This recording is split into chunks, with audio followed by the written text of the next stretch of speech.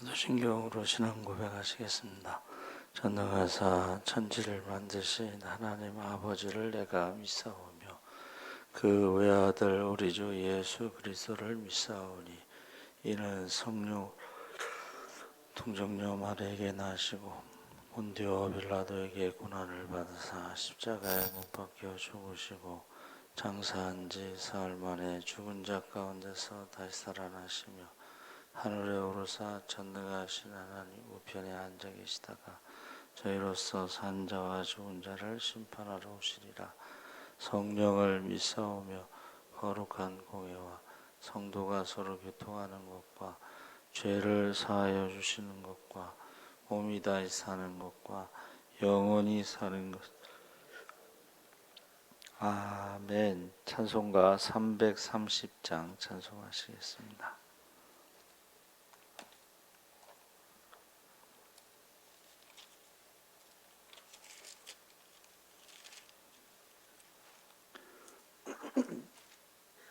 찬송가 330장 찬양하시겠습니다. 어두운 밤 시대리니 내 직분 지켜서 찬이슬 맺힐 때에 일찍 일어나 해 돋는 아침부터 힘써서 일하라. 일할 수 없는 밤이 속히 오리라. 어두운 밤 시대리니 내 직분 지켜서 일할 때 일하면서 놀지 말아라. 낮에는 수고하나 쉴 때도 오겠네.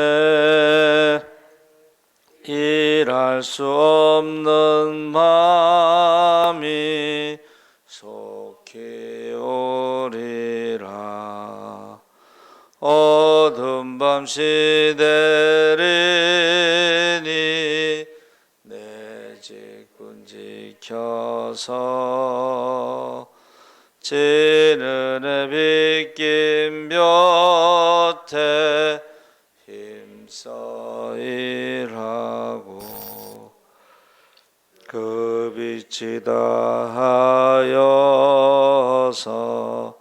어둡게 되어도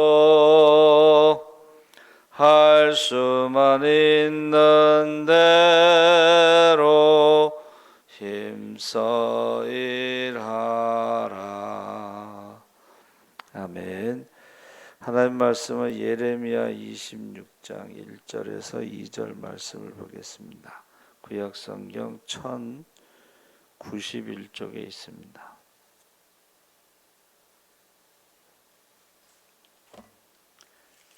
예레미야 26장 1절에서 2절 말씀을 우리 다 같이 읽겠습니다. 유다의 왕 요시야의 아들 여호야김이 다스리기 시작한 때에 여호와께로부터 이 말씀이 임하여 이르시되 여호와께서 이와 같이 말씀하시니라. 너는 여호와의 성전들에 서서 유다 모든 성읍에서 여호와의 성전에 와서 예배하는 자에게 내가 네게 명령하여 이르게 한 모든 말을 전하되 한마디도 감하지 말라. 아멘. 할렐루야. 좋은 아침입니다. 잘 오셨습니다. 감사합니다. 오늘 말씀의 제목은 예레미야 설교입니다. 한마디도 감하지 말고 모두 전하라. 그래서 칼빈은 성경이 가는 데까지 가고 성경이 멈추는 데서 멈추어야 한다고 했습니다. 사도 요한은 내가 이 두루마리의 예언의 말씀을 듣는 모든 사람에게 증언하노니 만일 누구든지 이것들 외에 더하면 하나님이 이 두루마리에 기록된 재앙들을 그에게 더하실 것이요 만일 누구든지 이 두루마리의 예언의 말씀에서 제하여 버리면 하나님이 이 두루마리에 기록된 생명나무와 및 거룩한 성의 참여함을 제하여 버리시리라. 계시록 22장 18절 19절 말씀입니다. 그래서 하나님 말씀을 더해서 전해서도 안 되지만 전해야 할 말씀을 전하지 않아서도 안 됩니다. 그래서 하나님 말씀을 더하고 빼는 것은 하나님 말씀을 전하는 자에게 얼마나 무서운 결과를 가져오는지 깊이 깨달아야 합니다. 그래서 하나님 말씀을 억지로 풀다가 멸망한다. 베드로 사도가 그랬죠. 그래서 예레미야 선지자는 하나님 말씀을 가감하지 않고 전할 때에 자신에게 찾아오는 아픔과 어려움이 어떤 것인지 잘 알고 있었을 것입니다. 그러니까 예레미야 자신의 개인적인 생각보다는 하나님 말씀을 온전히 전하는 것이 사명자의 본분임을 깨닫고 말씀을 그대로 선포해야 된다. 그래서 우리가요, 이 선포가 중요해. 설교는 말씀을 전하기 위해서 준비하지만 선포는 주신 말씀을 그대로 사람들에게 말하는 거죠. 그래서 오늘날 이 시대는 어떤가? 진실로 하나님의 말씀을 가감하지 않고 전하고 있는가? 선포하고 있는가? 이제 그 말이죠. 사람의 귀만 즐겁게 하고 사람의 영혼을 깨우지 못하고 마음만 감동시키는 설교가 흔한 이 시대의 설교를 어떻게 보는가? 말씀을 가감하지 말고 선포해야 하고 가감하지 말고 순종하는 자들이 이 땅에 많아질 때에 진정한 하나님의 은혜가 강같이 임하게 될 줄 믿습니다. 아멘. 그러니까 우리가 말씀을 선포하고 그 선포된 말씀을 가감하지 않고 순종할 때에 하나님의 은혜가 강같이 흐른다는 거죠. 그래서 성전에서 설교하는 예레미야가 여호와의 집들에 서서 유다 모든 성읍에서 여호와의 집에 와서 경배하는 자에게 내가 내게 명하여 이르게 한 모든 말을 고하되 한 말도 감하지 말라 선포하라. 그래서 7장 예레미야 7장에서는 성전 문 입구에서 예언했는데 7장 2절에는 무너진 성전 위에 세워진 신앙으로 본문 26장에 나오는 성전뜰에 들어가서 예언하고 성전 설교를 할 때가 여호야김 초기였던 주전 608년으로 볼 때에 남유다가 멸망하기 전 22년 전에 이 말씀을 선포한 거예요. 그러니까 22년이라는 건 뭐죠? 회개할 수 있는 충분한 시간이 있었다는 거예요. 유다가 망하지 않을 정도로 회개의 기회가 주어졌다 하는 것입니다. 그래서 2절에 보면 하나님 말씀을 성전에 모인 자들에게 주어진 말씀만이 아니라 유다 백성 전체에게 주어진 말씀이다. 유다의 장래와 예루살렘 운명에 관한 말씀이다. 그렇기 때문에 너무 중요하다 하는 거죠. 이거는 어떤 개인의 문제가 아니고 나라의 문제라는 거죠. 그래서 나 여호와가 이같이 이르노라 너는 여호와의 집들에 서서 유다 모든 성읍에서 여호와의 집에 와서 경배하는 자에게 내가 내게 명하여 이르게 한 모든 말을 고하되 선포하되 한 말도 감하지 말라. 그래서 감하지 말라는 그 내용이 무엇인가? 3절에서 6절의 말씀인데 그들이 듣고 혹시 각각 그 악한 길에서 떠나리라. 그리하면 내가 그들의 악행으로 인하여 재앙을 그들에게 내리려 하던 뜻을 돌이키리라. 너는 그들에게 이르기를 여호와의 말씀에 너희가 나를 청종치 아니하며 내가 너희 앞에 둔 내 법을 행치 아니하며 내가 너희에게 보내고 부지런히 보낸 나의 종 선지자들의 말을 이미 듣지 아니하였거니와 너희가 만일 다시 듣지 아니하면 내가 이 집을 실로같이 되게 하고 이 성으로 세계 열방의 저주거리가 되게 하리라. 이 말씀을 그대로 선포하라는 거죠. 그래서 말씀에 순종하지도 않고 선지자들을 보내 순종케 하려 했지만 선지자들을 배척하고 그렇게 악함을 보였지만 지금이라도, 과거에는 그랬을지 몰라도 지금이라도 회개하고 돌아온다면 너희에게 내리려 하던 재앙을 내리지 아니하겠다. 이 말씀을 그대로 선포하고, 이거는 유다가 멸망하기 전 22년 전에 했다는 사실을 잊지 마시기 바랍니다. 아멘. 그래서 22년 동안 계속 회개하라고, 예레미야가 22년 동안 계속 회개하라고 하나님께 돌아오라고 한 거죠. 돌아오지 아니하면 실로처럼 세계 민족의 놀림거리가 될 것이다. 그래서 이 6절에 내가 이 성전을 실로같이 되게 하고 모든 민족의 저주거리가 되게 한다. 이 실로라는 것은 이스라엘 백성들이 가나안 땅에 들어와서 처음으로 법궤를 모셔둔 곳이고 가나안 입성 초기의 예배 중심지였습니다. 그래서 여러분 성지순례 가면 지금 실로를 발굴하고 있어요.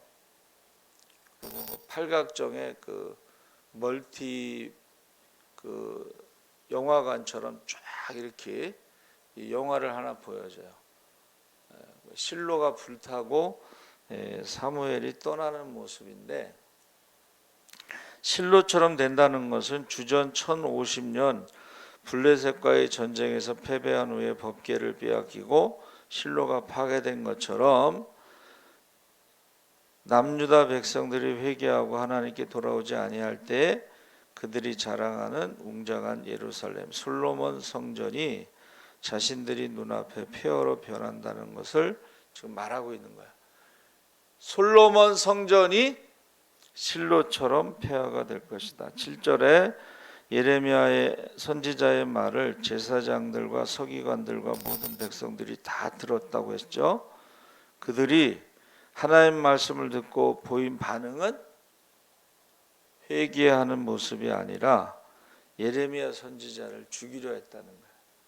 그것은 8절에 보니까 제사장들과 선지자들과 모든 백성이 예레미야를 붙잡고 말하기를 내가 반드시 죽어야 하리라.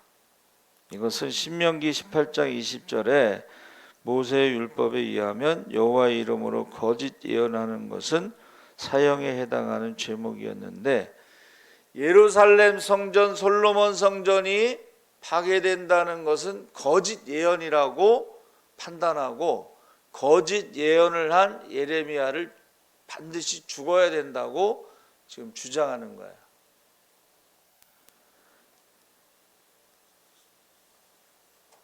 이것을 이제 신성모독이라고 해서 성전모독, 하나님을 모독하거나 이러면 사형이죠. 그래서 하나님이 임재하고 계시는 성전과 그 성전이 있는 예루살렘 성읍은 어떠한 경우에도 파괴될 수 없다고 믿고 있었죠. 거짓 선지자들이 계속 그 얘기를 한 거예요. 하나님이 임재하시는 성전이 있고 그 성전이 있는 예루살렘은 절대 파괴되지 않는다. 거짓 선지자들이. 그런데 그 솔로몬 성전에 하나님이 떠났고 그 솔로몬 성전에 우상으로 가득했고 하나님의 심판은 성전에서부터 시작된다는 말씀이 있잖아요. 여러분, 우상이 가득한 성전은 심판의 대상이에요. 1번 심판의 대상. 그런데 거기에 대해서 지금 9절에 어찌하여 내가 여호와의 이름을 의지하고 예언하여 이르기를 이 성전이 실로같이 되겠고 이 성이 황폐하여 주민이 없으리라 하느냐. 모든 사람들은 예레미야의 예언을 믿으려 하지 않았고 오히려 예레미야를 거짓 선지자로 죽이려고 했습니다. 영적인 귀가 막히면 하늘의 소리를 들려줘도 깨닫지 못합니다. 지금 오늘날이 예레미야 시대와 다를 바가 없는 시대다. 아무리 마지막 때라고 해도 사람들이 믿으려 하지 않고 세상 종말이 가까이 오고 예수님이 곧 오실 것이라고 하여도 도무지 믿으려 하지 않습니다. 창세 이래로 찾아볼 수 없는 무서운 환란이 온다고 해도 전혀 두려워하지도 않고 준비하지도 않고 있습니다. 오히려 말씀을 가감하는 이단들의 종말론에는 미혹되어서 바르게 가르치는 종말론은 믿지 아니하고 외면하는 시대가 되어가고 있습니다.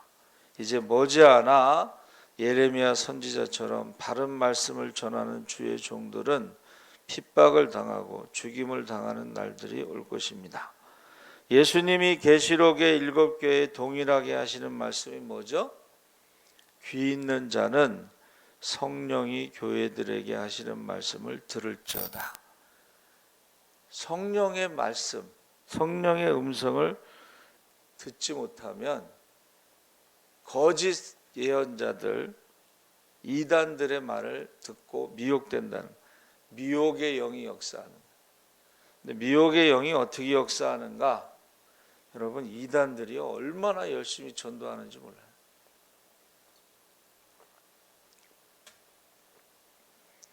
그날은 무슨 전도하는 날인지 모르겠지만 신천지가 깔렸어요.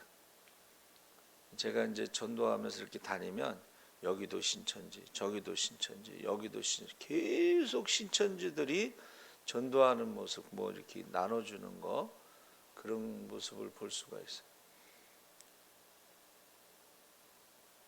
그 전도하는 방법이 이제 뭐 거짓말하고 모략 전도하고 이성 포기하고 뭐 이게 방법은 좋은 게 아니지만 그 열심만큼은, 여러분 이단들이 왜 늘어나요?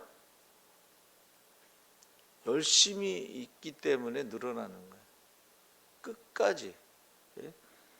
한 사람을 포교하기 위해서요, 자격증을 따갖고 굉장히 많이 섬겨요.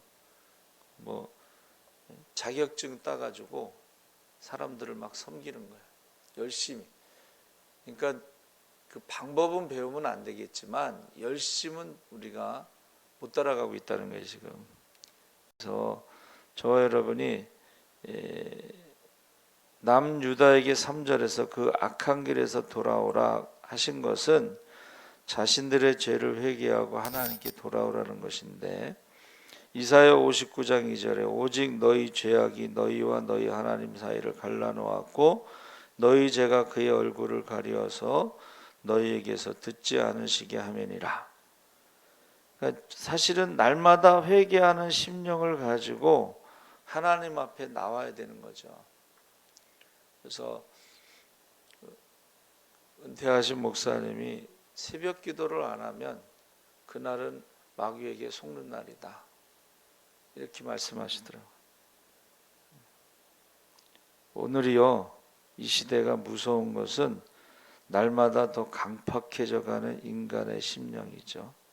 그러니까 자신들의 죄 앞에서 너무나도 뻔뻔해져 가고 있고 명백한 죄악을 보면서도 그것이 마치 죄가 아닌 것처럼 자행하는 자들이고, 하나님 말씀을 주일날 들으러 올 때에 복 받으라는 말만 듣고 오는 사람들이 많은데, 여러분 이 세상의 복은 그거는 샤머니즘, 무당신앙이라고 합니다. 이 세상의 복을 받으면 천국에 갈 수 없습니다. 회개해야만이 천국에 갈 수가 있어요. 그래서 지금 얼마나 뻔뻔하고 명백한 죄악을 저지르냐면 하나님의 형상을 파괴하는 동성애와 낙태에 대해서 신학대학 교수가 가르친다는 거예요. 그리고 그것을 배우는 신학생들이 있고 그것을 지지하는 목사들이 있다는 거예요. 그리고 미국에는요, 동성애 교단이 있어요. 이거 하나님의 형상을 파괴하는데 너무 당당하고 너무 뻔뻔한 거예요. 그래서 그 전도사 하나가 동성애 가르치는 그 교수한테 질문했다가 퇴학당했어요. 교수가 나간 게 아니고 그 신학생이 퇴학당했어요. 이게 지금 어떻게 돌아가는지를 우리가 잘 상황을 알아야죠. 그렇죠? 하나님 말씀을 가감하고 있고 억지로 풀고, 그래서 어떻게 해요? 죄가 만연한 시대다. 세상이 갈수록 죄악이 가득 차는데 그 회개하라 천국이 가까웠다는 것은 죄의 밤이 깊어갔다는 거예요. 노아의 홍수 심판 때도 죄가 관영했다는 것은 가득 찼다는 뜻이에요. 어려서부터 생각하는 것이 악하다고 그랬어요. 제가 이제 그 전도 나갔을 때에 그 연천초등학교 앞에 거기 수돗물 이렇게 있잖아요. 어떤 애가 거기 수돗물을 틀어놓고 손을 씻고 안 잠그고 그냥 가는 거야. 그러니까 어떤 어르신이 그 잠그라고 그랬더니 들은 척도 안 해. 그 물 틀어놓은 거 잠그를 들은 척도 안 해. 그래서 제가 그냥 잠궜어요. 그러니까 그 어르신이 참 멍하고 서 계셔. 애들이요, 어른 말을 듣지 않아. 여러분, 죄악이 바벨탑처럼 하늘을 찌를 때에 여기서 축복만 외치는 거예요. 그래서 어느 목사님이 그러시더라고. 강남에 있는 부자들에게 축복은 하나님이 주신 것으로 포장을 해. 무슨 짓을 하든지 돈을 벌면 그것은 하나님의 축복이라고 포장을 해준다는 거예요. 죄책감이 없는 거죠. 그래서 오늘날에 하나님이 원하시는 것은 죄를 회개하고 거룩한 자들을 원하시는데 내가 거룩하니 너희도 거룩할지어다. 그래서 예수 그리스도의 피가 진사함 받고 거룩해지지 않는다면 어느 누구도 하나님 앞에 설 수 없다는 사실을 명심하시기 바랍니다. 아멘. 그러니까 지금 기독교는 죄와 죽음의 문제를 거기에 십자가의 피로 답을 주는 거예요. 이 세상의 축복이라고 하는 것은 아까 말씀드린 대로 샤머니즘, 무당신앙이에요. 그러니까 외국에 있는 사람들이, 외국 사람들이 어떻게 말해요? 한국의 기독교는 샤머니즘이다. 이 세상의 축복만 얘기할 때는 한국의 기독교는 샤머니즘이다. 두 번째는 한국의 기독교인들은 집단 체면에 걸려 있다. 이게 잘못됐다는 것을 말해주는 거예요.